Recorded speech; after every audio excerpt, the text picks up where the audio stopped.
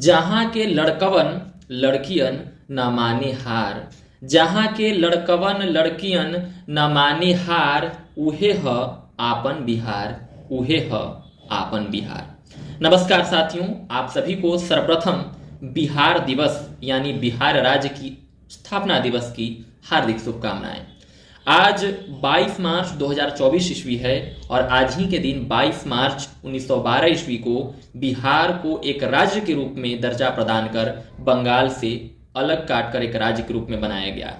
तभी से लेकर आज तक हमने 112 वर्षगांठ जो है पूरे कर लिए हैं, लेकिन इन सालों में हमने राज्य के दो अहम हिस्सों को भी खो दिया है जो अलग अलग राज्य के रूप में भी दर्जा प्रदान किए हैं, जिसमें से 1936 ईस्वी में उड़ीसा और सन 2000 ईस्वी में झारखंड के रूप में दर्जा प्रदान किया गया।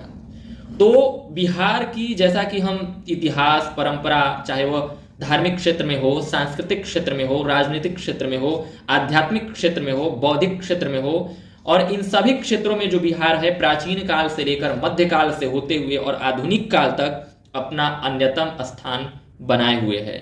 चाहे हम शैक्षिक केंद्र के रूप में नालंदा विश्वविद्यालय और विक्रमशिला विश्वविद्यालय की बात करें, जिसमें नालंदा में जो आक्रांतकारी जो बख्तियार खिलजी ने आग लगा दी थी, तो कई दिनों तक जो पुस्तकालय है वह धू धू कर जला था। और हम विक्रमशिला विश्वविद्यालय जो कि भागलपुर में स्थित है, उसकी भी जो है विविधता और शिक्षा के क्षेत्र में योगदान से हम सभी परिचित हैं कि किस प्रकार बिहार जो है प्राचीन काल से शिक्षा के केंद्र के रूप में उभरा था, जिसमें नालंदा विश्वविद्यालय की बात करें तो 10,000 विद्यार्थी पर 1,000 शिक्षक थे। ऐसी परंपरा रही है हमारे ज्ञान की और बिहार की विरासत की। हम लोकतंत्र की, और जो लोकतंत्र की आज परिभाषा देखते हैं वह भी गणतंत्र की जननी के रूप में जो है बिहार को जाना जाता है। जब सारी दुनिया में राजतंत्र की प्रणाली प्रचलित थी, उस समय भी हम अपने गण का चुनाव करते थे, जो गण परिषद बैठाती थी और उसके माध्यम से निर्णय होते थे। तो यह जो गणतंत्र की जो पहली पाठशाला है वह बिहार के लिच्छवी वैशाली से प्रारंभ हुई थी। और अलग क्षेत्रों में बात किया जाए तो विश्व में अहिंसा के जो प्रचार और प्रसार को बढ़ाने में, उसके व्यवहार और सिद्धांत को आगे बढ़ाने में बिहार ने अपनी महत्वपूर्ण भूमिका अदा की है। बिहार ने दो धर्मों को उत्पन्न किया, जिसमें बौद्ध धर्म और जैन धर्म है। ये दोनों धर्म जो है अपनी अहिंसा और विश्व बंधुत्व और शांति के लिए जानी जाती है। भगवान बुद्ध ने पूरे विश्व में जो है धम्म मत का प्रचार किया और अहिंसा के सिद्धांतों पर बल दिया। उसी प्रकार महावीर ने भी अहिंसा के सिद्धांत को जो पूरे विश्व में प्रचार प्रसार करने का श्रेय भी बिहार को ही जाना जाता है, बिहार को ही जाना जाता है। अगर हम प्राचीन ऋषियों, महात्माओं, गणितज्ञों, वैज्ञानिकों की बात किया जाए तो आर्यभट्ट, सुश्रुत की बात हम कभी नहीं भूल सकते हैं। अगर हम आदिकवि वाल्मीकि और माता सीता की जन्मस्थली मिथिलांचल बिहार ही रही है। और अनेक क्षेत्रों में अगर हम नाम उंगलियों पर गिनवाने लगे तो यह जो वीडियो है काफी लंबी हो जाएगी। आप बिहार से और बिहार की अस्तित्व के बारे में, बिहार के इतिहास के बारे में, चाहे वह परंपरा का ज्ञान हो या ज्ञान की परंपरा हो, इन दोनों क्षेत्रों को बढ़ाने में जो बिहार है अपना अन्यतम योगदान दिया है और दे रहा है वर्तमान काल में भी। अगर हम बात किया जाए विश्व के कठिनतम व्रत की बात करें तो भी छठ महाव्रत जो है वह बिहार में ही मनाया जाता है। और जितने भी आज बिहारीगण विभिन्न क्षेत्रों में फैले हुए हैं वे सभी इस जो पर्व हैं, संस्कृति है, धर्म है, रीति रिवाज है, इन सभी क्षेत्रों को आगे बढ़ाने में अपना अमूल्य योगदान दिया है। प्राचीन, चाहे हम मगध साम्राज्य की बात कर लें, जिसमें पाटलिपुत्र उसकी राजधानी थी, बिहार राज्य के अंतर्गत ही तब आती थी। तो इस तरह से एक परंपरा जो है वह आज तक चली आ रही है और इस परंपरा के हम सभी क्या हैं, साक्षी के रूप में विद्यमान हैं। अगर हम मध्यकाल की बात कर लें तो शेर शाह सूरी जैसे शासकों ने जो आज हम इंफ्रास्ट्रक्चर जिसको बोलते हैं, आधारिक संरचना, जिसमें जीटी रोड का निर्माण कर उन्होंने बताया था, जगह जगह पे सरायों का निर्माण करके कि प्रजा हित ऐसी शासक भी जो है जनता और राज्य सत्ता के प्रति उत्तरदायी हो सकती है। तो हम इसकी पाठशाला भी, इसकी सीख भी हम बिहार से ले सकते हैं। तो इतनी सारी विविधताओं के बावजूद आज कालक्रम के इस खंड में बिहार की स्थिति से हम सभी अवगत हैं।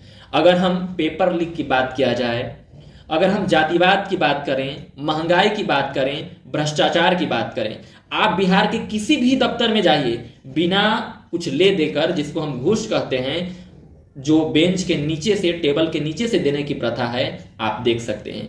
तो हम अतीत जीवी केवल न हो, हम वर्तमान की परिस्थिति को देखें कि क्या थे हम कभी और क्या हो गए आज अभी, कि क्या थे हम कभी, क्या हो गए आज अभी, आओ मिलकर विचारे हम सभी। जो मैथिली शरण गुप्त की पंक्तियां हैं, आज निसंदेह ही बिहार की स्थिति पर प्रासंगिक जान पड़ती है कि जो हम ज्ञान, परंपरा, विकास, इतिहास, रीति रिवाज, धर्म, अध्यात्म की बात करते थे, आज की स्थिति में हम जो है गरीबी, बेरोजगारी, भ्रष्टाचार, जातिवाद, इन सभी के मकड़जाल में इस तरह से फंसे हुए हैं कि हम निकल नहीं पा रहे हैं। चाहे हम स्वतंत्रता संग्राम की बात कर लें, महात्मा गांधी की जो जन्मस्थली भले ही गुजरात रही हो, लेकिन उन्होंने अपने जो आंदोलन का, जन जन के आंदोलन का, जिसे हम सत्याग्रह कहते हैं, पहला प्रयोग बिहार की धरती से ही किया, जिसे हम चंपारण के नाम से जानते हैं। और चंपारण में किसानों को सबसे पहले उन्होंने निर्भयता प्रदान की कि तुम अपनी समस्याओं को तो रखो, और उसके बाद से उन्होंने इस आंदोलन को जन जन का आंदोलन बना दिया। अगर हम बाद में अगर हम लोकतंत्र की प्रक्रिया में देखें तो जयप्रकाश नारायण का नाम, जिन्होंने आपातकाल में एक, जब सक्रिय राजनीति से संन्यास ले चुके थे, लेकिन फिर भी उन्होंने निरंकुश सत्ता के प्रति जो जितने भी विपक्षी नेतागण हैं उनको एक झंडा तले लाया और केंद्र की इंदिरा गांधी सरकार को उखाड़ फेंका।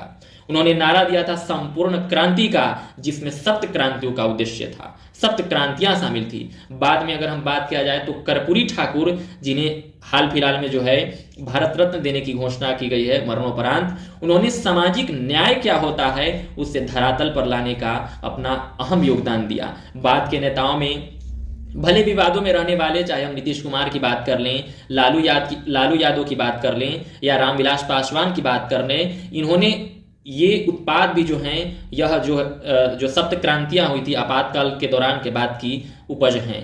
तो इन सभी ने बिहार में जो कार्य करने का प्रयास तो किया है, लेकिन जो परिस्थितियां हैं और जो गति है वह धरातल पर उतर नहीं पाई है, जिसके कारण से आज हम अभी भी लिप्त हैं। तो हमें आवश्यकता है कि समय के इस शिलालेख पर और अतीत के जो बीते हुए क्षण हैं, उन क्षणों से प्रेरणा लेते हुए और हम आगे बढ़ें, क्योंकि हम अतीत जीवी होकर, अगर आप अलग राज्यों में जाइएगा, पूछिएगा कि हम बिहार से हैं, तो आपको एक अलग हे दृष्टिकोण से देखा जाता है। क्यों देखा जाता है? आप उस लायक बनकर दिखाइए कि आप नहीं देख पाए। अगर आपकी स्थिति में एग्जाम होने से पहले ही पेपर वायरल हो जाते हैं, अगर आपके राज्य में तरह तरह के बिना कोई काम, बिना घूस के नहीं हो पाता हो, तो आपकी स्थिति कैसी होगी?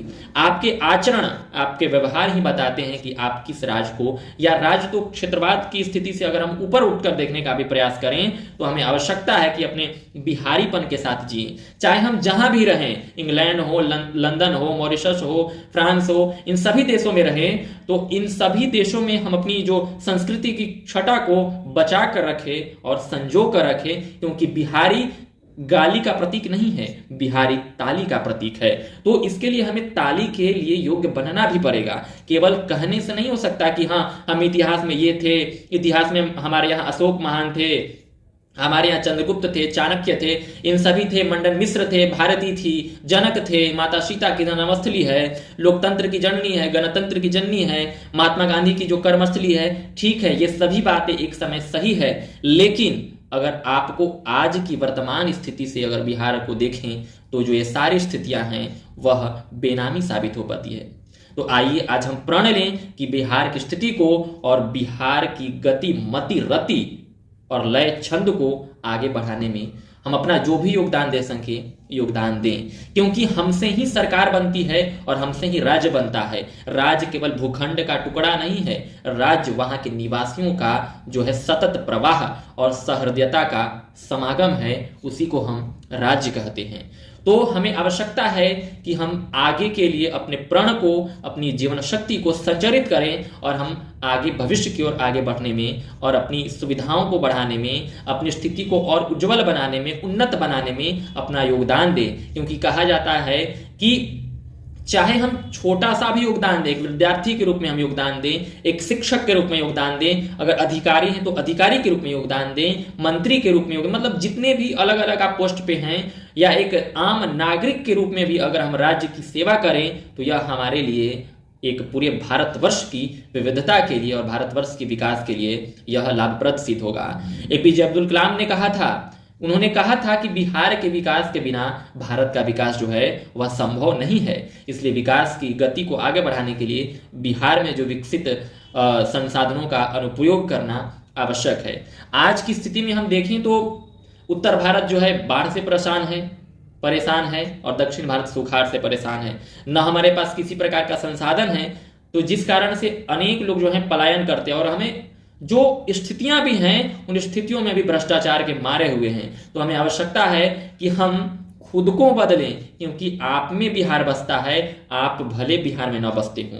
अगर आप बाहर भी हो, दिल्ली हो, कानपुर हो, लखनऊ हो, विदेश हो, मतलब कहीं भी हो, तो आप अपने अंदर एक बिहारीपन को जिंदा रखें और बिहार को आगे बढ़ाने में हम मदद करें, क्योंकि विचार से ही होती है योजना का विस्तार। यानी बिहार को विकसित बनाने का विचार, कि विचार से ही होती है योजना का विस्तार। और बिहार मांग कर रहा है परिवर्तन की गुहार। तो आए आज सभी मिलकर हम बिहार की गति रतिमति को आगे बढ़ाने में अपना योगदान दें और अतीत जीवी न होकर वर्तमान के शिलालेख को भविष्य की ओर देखते हुए आगे बढ़ें। यही हमारे बिहार के विकास के लिए संभव होगा और यही हमारे बिहार को आगे बढ़ाने में मदद करेगा। बहुत बहुत धन्यवाद।